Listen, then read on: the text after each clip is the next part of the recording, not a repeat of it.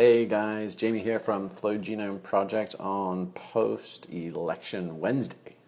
Just thought it would be fun for all of us to take a sort of semi-break from these, historic times we are living amongst, and maybe get some fresh perspective on what just went down, at least from the kind of the neuroscience of collective movements point of view. So please go ahead and turn on your sound if you want to jump into this conversation. It's going to be pretty short and sweet. I got about 15 to 20 minutes, but wanted to lay this down while it was top of mind. So Flow Genome Project, what we do is we study peak performance and non-ordinary states of consciousness, including flow states.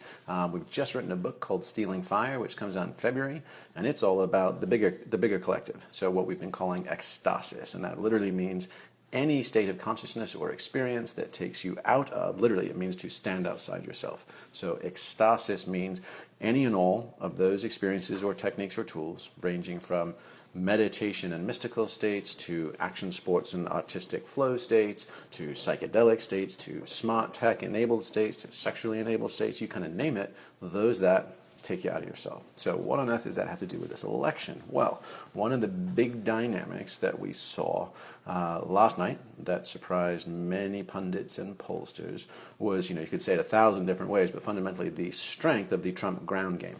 Right? And it was known all along that Trump didn't actually have much infrastructure supporting that. And yet got turnouts far exceeding what was predicted even by his own campaign, compared to Clinton's campaign that put almost all their effort into a really methodical, tightly organized ground game, and yet came up short as far as getting the necessary people to come out and vote in droves. So the question is why? And interestingly, Bill Clinton, I think, put his finger on it, where he basically said he had questioned earlier, because being the sort of consummate politician that he has been, he's like, look, we need to focus on a compelling campaign narrative, a story. And that didn't happen, and inside the campaign they actually made the decision to double down on organizational operational stuff. Okay, fair enough, but if you compare that to what was going on at Trump rallies, right, you have a fundamentally different thing. So, and this is where I'd like to introduce, we just introduced the notion of ecstasis, those moments that we step beyond ourselves, right? Flow states, mystical states, psychedelic states, etc. Now, there's a special subcategory of the state of ecstasis.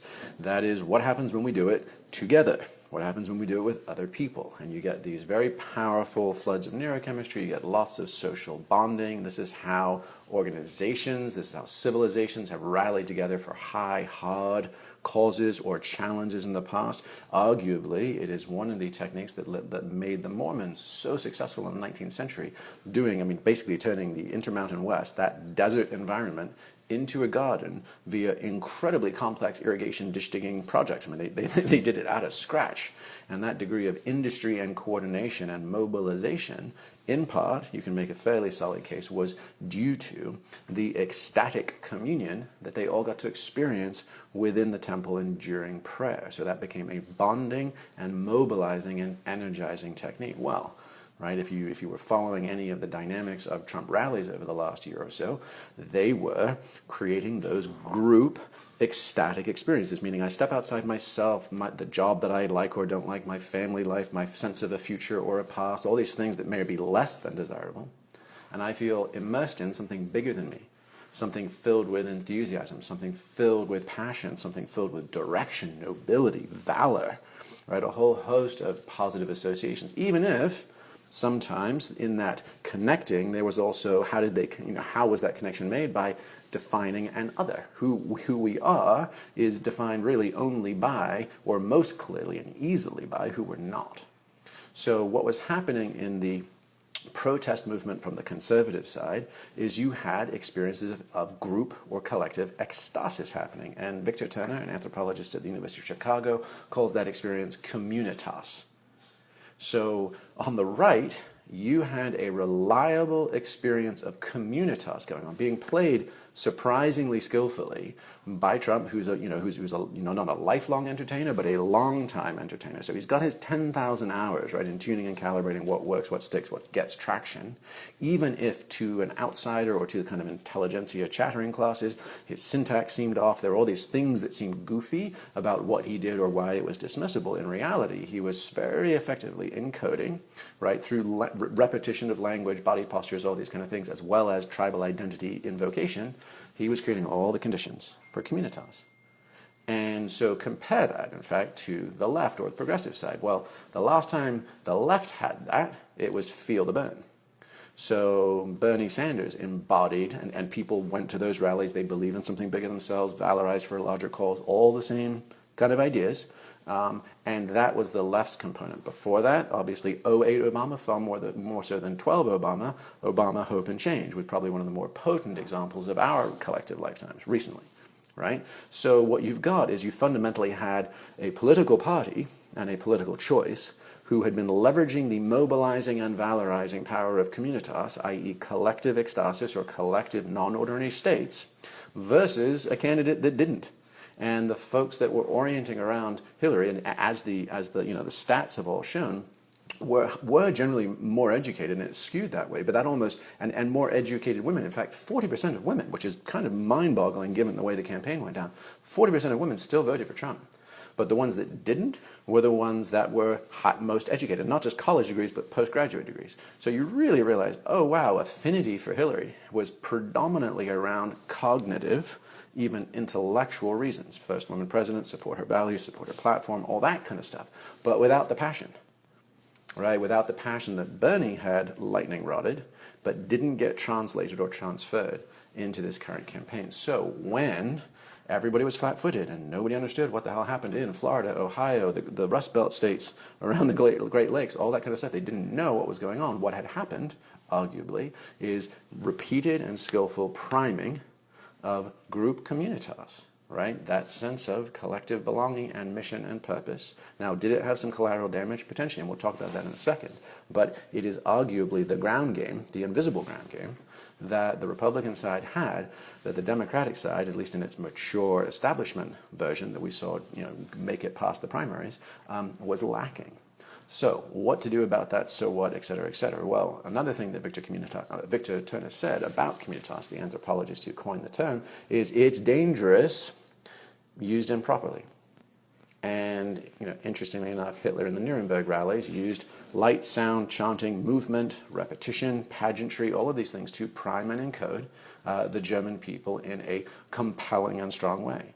Many, many dictators and demagogues have also used those same techniques, even if people don't quite know what is going on or why they feel so swayed or persuaded. And on the conservative side of American culture these days, there's talk radio, which is another. Even if you're in your car, you're not quite, literally jostling elbows. The Trump rallies, I think, provided an opportunity to see and be seen, to understand how big this was, to not feel isolated and fragmented and separated and alone in anybody's angst or unease. And interestingly, 7 out of 10 Trump supporters also favored a return back to 1950s reality, economics, politics, and values. So it was a retrospective campaign versus a prospective. So even in time, they were located backwards. They were being mobilized by fear and anxiety and a clear delineation of the other. And all of those things are very powerful. So the question is what do we do now? That's kind of what tipped the election. So when Nate Silver is scratching his head and going, that didn't quite run in my statistical models, well, part of the reason why is you missed the neurochemistry. You missed the mobilizing bonding that was going on. And again, the chattering classes, the intelligentsia on both coasts can kind of dismiss it. They can sniff at it. They can say, he wasn't playing the game by our rules, or look at that kind of red and angry mobs. But that was a very, sort of on purpose, accidental, who knows, maneuvering and organizing of the collective will to act. So the question is what do we do now, right? What do we do now that the country's everybody is sort of flat-footed, including the people who have, quote unquote, won, and how do we begin to mend or knit or heal? And I would propose that one of the things is take this lesson. How do we create collective ecstasis? How do we create and foster communitas with our friends and neighbors, with our enemies and neighbors? How do we go out and, make amends And a friend of mine this morning published, he's a doctor, and he's really engaged in permaculture and sort of integrated health. So he's deeply committed to like changing the way things are in the medical space. And he lives in Virginia. He's like, basically, I'm about permaculture. And he said, that's what I'm going to do. Healthy food, good people, let's start fixing things that way. And then he also drew the parallels to the folks that live with him in the Shenandoah Valley. Some of them are conservative, some of them are preppers, that whole thing. You're like, oh, wow, tilling the ground, growing our own food, right? Helping out our neighbors, raising barns and mending fences, having harvests, right? Sharing bounty, right? Breaking bread. These are the things that we can do to reconnect at a fundamental level of shared citizenry and deeper values. Because, and this isn't, I do not mean this in a sort of pious kind of way, but if you dig behind every single complaint that the left has of the right and the right has of the left, behind every complaint there are profound commitments. There's profound commitment to life, to dignity, to country, right? To fairness and equality, to truth. So it gets wrapped and spun once it starts getting into the political sphere and gets often fractured.